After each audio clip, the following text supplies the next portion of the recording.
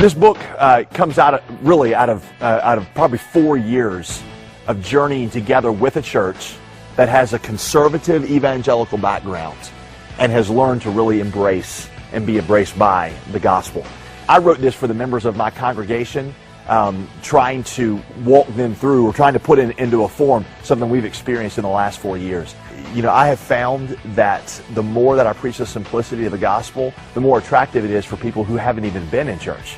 I think it's a myth that says that, you know, Christians need one thing and unbelievers need another. No, both of them need the gospel. Because Christians struggle with idolatry, unbelievers struggle with idolatry. Christians go into works righteousness, unbelievers go into works righteousness. The way that you overcome works righteousness and idolatry in both the believer or unbeliever is holding up the sufficiency of Christ and His perfect sacrifice and approval that He gives as a gift. That's good for believer and unbeliever. So I'm even thinking that there are people who are very immature Christians or not Christians at all that will embrace and encounter the gospel in this book and be transformed.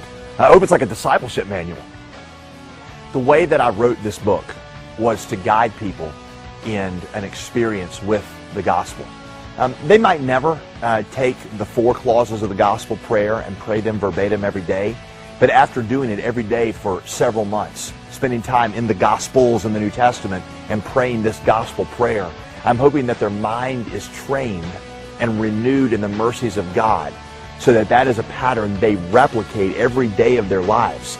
I'm hoping that as this book comes out, that some people will have a 3 to 4 month journey that they will look at as just completely transformational in their lives, because those were the 3 or 4 months where they learned to center their lives on the gospel.